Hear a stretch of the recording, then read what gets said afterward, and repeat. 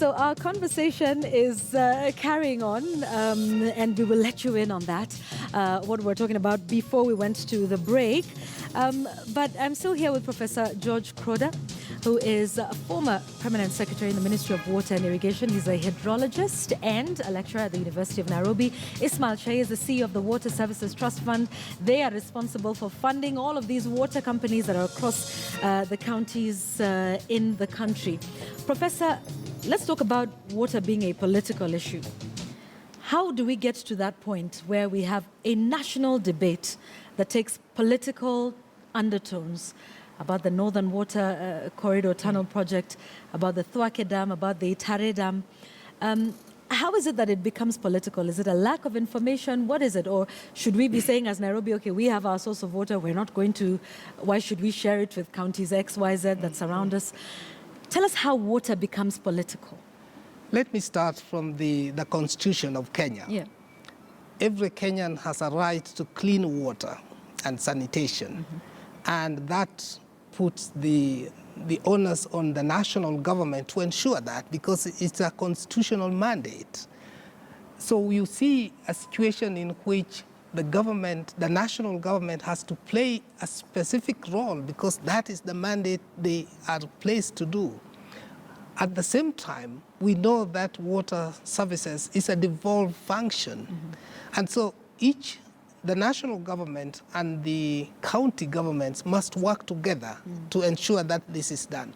I mentioned earlier that there are several counties which have to import water from other counties. In Kenya, we have only 5 water towers when it comes to surface water. And therefore, water has to be passing from one county to another, so that from Mount Kenya, there is Kitui, Mwingi, Embu, Garissa, until we get to Tana River. That is one long Tana River, which is shared by many people. And so nobody can say that we own Tana River. Okay. And that no Kenyan can be refused to get water from Tana River. It's a national resource. Okay.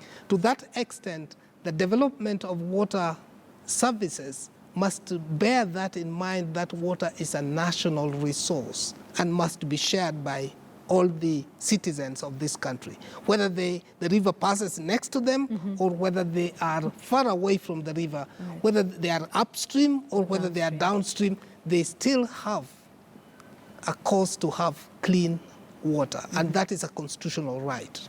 Okay, so how is it that then we have a huge political conversation, an issue that is raised by the opposition leader, and it says, wait, there's a problem with this project. So at that point, it's all an issue of sharing the water and deciding who gets to use it. But then it does end up becoming a political issue. Is it a public participation issue? Do Kenyans not know enough about it? Or are there some issues that, are local, in nature, that may be raised or taken advantage of, if you like, whichever you choose, by politicians? Let's talk about, like, for example, the Northern Water Corridor Tunnel Project. I think basically what emerges from the conversation which goes on large-scale water projects is that these are not new plans. These water programs have been there for a very long time, but they were not implemented. It reaches a point in development where such plans are to be developed.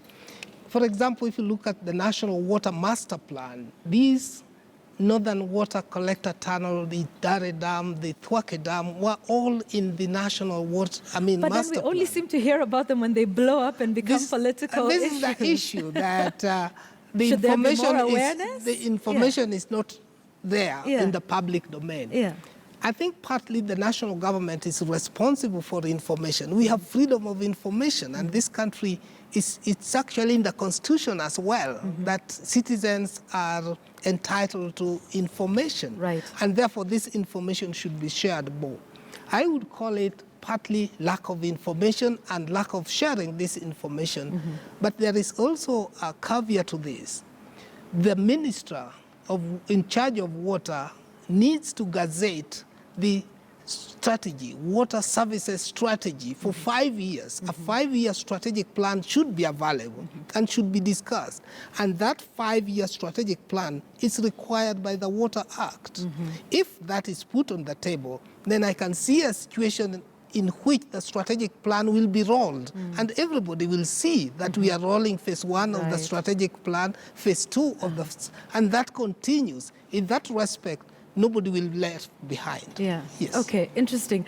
Talk to us about the counties and where they are, because we know water is a commercialization issue. And I remember at the Water Week last year, it's, water is life. So how do you make the balance between, people say, well, water service provision should be free. And I know there's the commercial conversation and the funding of that. So speak to us about that, because you work at the very heart of that. Do counties have barazas to talk about this national master water plan and what the counties specifically are going to do with respect to their specific needs? Excellent. I think, Yvonne, I'll also go back to the people of Kitengela and what they are voting for right now. Yes. Part of it was unalipia maji. Yes. Because if I was to, I don't know about the price that they're being charged, but if I was to add the 11th commandment to the 10th commandment of Moses, will be thou water is not free. and that brings me back to the commercialization aspect, because you are investing in an infrastructure. And that is why the question that you asked me from the beginning was, how come we have not invested in infrastructure? We have been investing in it. But what we have been doing is we have been doing it for free. And that cannot be sustainable. It cannot sustain itself. So what we are asking people is, we don't want a water company to profit from the locals, but we want the investment, the way it will be spread out. The price that you pay will be so that you don't have to come back to another entity and say, can you finance this for me again? I think we need to be self-reliant. And for once, we are also asking ourselves, who is managing our water? Right. Here's a question, because we're going to go back to Ali Hassan Kauleni in Kitengela. Who should we hold to account for water services in the country? We have 6 levels that we vote for. When we're going to the ballot, and we've seen Ali Hassan speaking to a lot of MCA aspirants and candidates, to be specific.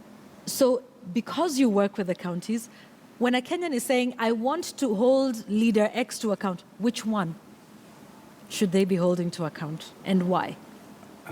Yvonne, I consider water services as part of service delivery and part of governance that will give the entity where you live, if I live in Embakasi, that legitimacy to that entity. So I believe that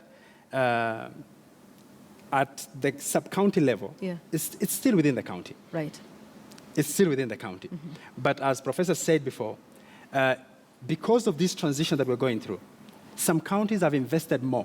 For example, the conversation that I had with the late Director Gachagua of Nyeri. Nyeri Water is able to provide water 24 hours, 7 days a week, 365 days. In fact, he told me that he can even export water to another country. Okay. But there are some other counties that are still way back, behind. Yeah. And so because this is at a county level, it would be your MCA. Yes? Absolutely. That's where the budget process starts. And I will ask, when, for example, the people of Kitengela, where is the CIDIP, the County Integrated Development Plan? When it's being developed, that is the point where you will say your priority, water. Okay. Your next priority, water. Okay. The third priority, water. All right. That's where it starts. That's a good one. So let's speak to Ali Hassan Kauleni and take a look at the votes, because this is important. We've been asking the residents of Kitengela town to vote for their sources of water. Ni kisima, wananunua, wanapata maji kutoka mtoni, ama inakuja direct kwenye mifereji. Ali Hassan, labda unaweza kutupatia matokeo ya kura waliopiga watu wa Kitengela? Naam, nashukuru sana Yvonne, kazi nzuri huko studioni, tumekupata vizuri sana, na watu wa Kitengela wanakubaliana nami kwamba haya matokeo nitakayotangaza ndio matokeo huru, wazi na haki. Tuko pamoja? Na kabla ya matokeo nina vita na watu wa Kitengela. Hata kama kuna mgao wa maji, hata tu gilasi ya maji amgeniletea watu wa Kitengela, amenibwaga. Lakini mtazamaji, tunakubaliana, wanasema kwamba ni watu 9 ambao wanapata maji ya mfereji, 0 mtoni, kisimani ni 2, na 190 wananunua maji. Kura zilikuwa 200 na kura moja iliharibika. Tuko pamoja watu wa Kitengela? Tukimalizia baba. Basi natoa shukran kubwa sana kwa watu wa KTN kwa sababu kuja Kitengela. Kitengela ni mji mkubwa na tunawashukuru sana kwa sababu imekuwa njia mzuri ya kufikia viongozi wetu. Jambo la kwanza, viongozi wetu mahali walipo wanatazama vile tunavyotoa maoni ya vile mji wa Kitengela utapata maji. Mimi nikiwa Francis Kaesha nataka kusema kwamba tumetoa juhudi kubwa ya kung'ang'ana kuweza kuona tumeleta watu wa KTN Kitengela. Na washukuru watu wa bunge kwa sababu mwito wetu wa kuleta KTN Kitengela umefikia. Makofi ya KTN yako wapi jamani? Makofi ya KTN. Haya, kwa hiyo mtazamaji, hatuna cha ziada. Ninashukuru wote waliofanikisha matangazo kutoka hapa Kitengela, bila kumsahau Zubeda Kome tuliokuwa naye pia eneo hili. Na watu wa Kitengela wamezungumza, Kenya imezungumza, maji kwa hakika ni tatizo. Mimi ni Hassan Mwana Ali kutoka Kitengela na kuregesha studio, angalau tujue watazamaji wamesema nini kwenye mitandao. Kutoka Kitengela, bye bye.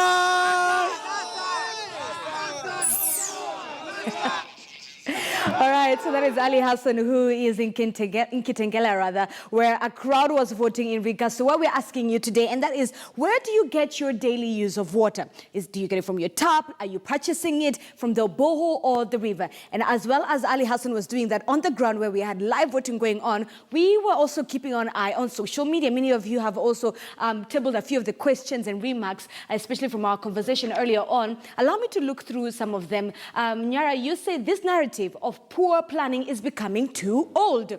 So why don't we have people in those positions if they cannot deliver their jobs? Just like Nyara, we want to hear from you what your thoughts are and your feedback. There's one more tweet here.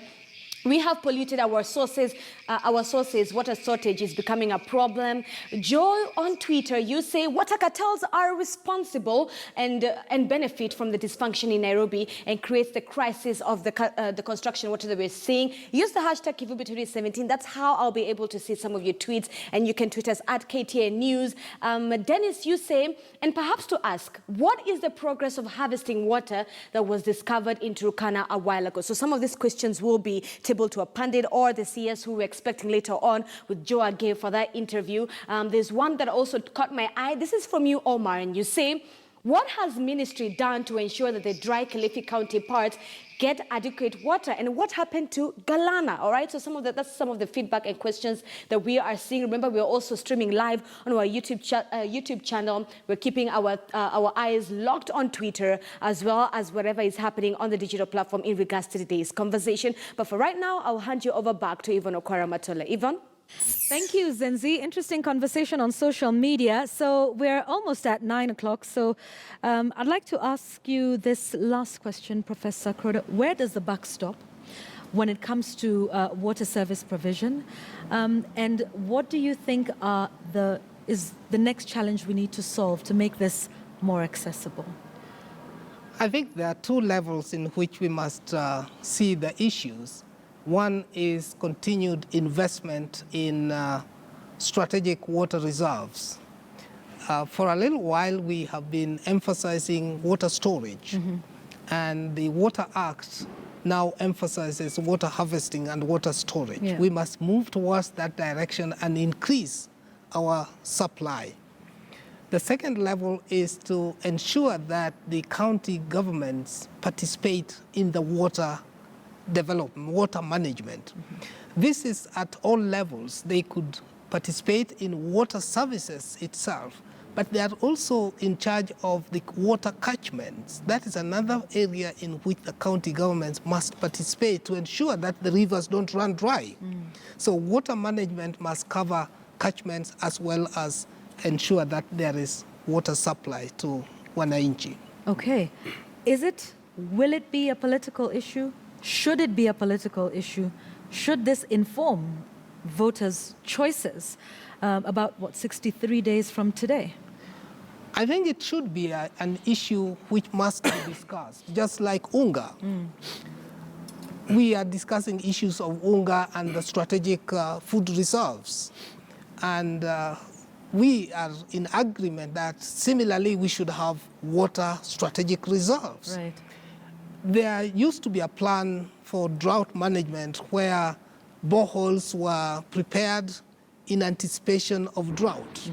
This must be done throughout the country because we know there are issues of climate change, there are issues of increase of population, and there is also increase of population in urban centers. Absolutely. As a result of that, we must plan strategically and ensure that these issues do not overwhelm the water supply. Okay.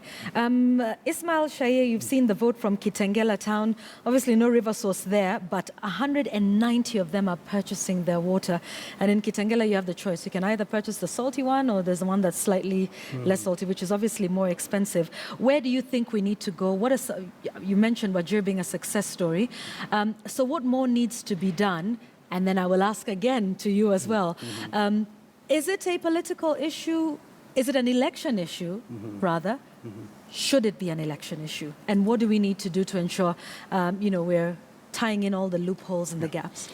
Let me go back to the first part of the question that you asked, because the question that the way I will approach this question is, how are we investing in the water sector, for example? I will tell you that we have, as a country, we have the right framework in place. We have the right policies in place. But what we need is, the right approach, and also, as the professor said, budget for water, and invest in the right infrastructure strategically. As he said, there's in the country, he talked about strategic grain reserves. Yes, yeah. We need national or county government strategic boreholes. Okay. Drought does come it's expected actually in Kenya right now, because one of the things that we're not doing justice to ourselves also is, in addition to all that we're going through, climate change is the animal that we are not mentioning in our conversation. Right. And that's why we need to be very strategic in our investments. That's number one. I will end, before I end my statement with you, I want to quote the late Prime Minister of Israel. Yeah. And we were in a meeting and he said, Kenya was mentioned and water issues in Kenya. And he said, you don't have a problem of water, but you have a management issue with water. I think to me that really touched me, because he said it takes the Israeli government to actually do cloud seeding, which the professor understands. It's more of a scientific. Yeah. And then see strategic place where to put that water. For us, somehow, although we're a water-stressed country, we have the water. But how to manage that water is really what is killing us as a country. So the question now that you asked me about, is it a political issue? Is it an election issue? Is it an election issue? Yeah. I think I'll go back to governance. And this being a service delivery, and this is what makes a county, for example, legit. Yeah. Because that's what you expect as a citizen. Absolutely. That makes it, at the county level, definitely an election issue. Thank you very much, Ismail Chaye, who's the CEO of the Water Services Trust Fund, and Professor George Kroda, who is a hydrologist and a former PS in the Water of Ministry. Thank you, gentlemen, for your time and for helping us understand this issue of water and why it should be an election issue. Will it be? Is this something you will be voting for, looking for in your leaders? Perhaps it should, and we hope our discussions tonight will help with that. But don't forget, it's about the people, the pundits. We're done with that. The politics of it is coming up at 10 o'clock. Joe Agay will be hosting the Cabinet Secretary for Water in the country. That is Eugene Wamalwa. But we will also have the day's top stories of the news in just a moment. I'll be back with Monday Night News.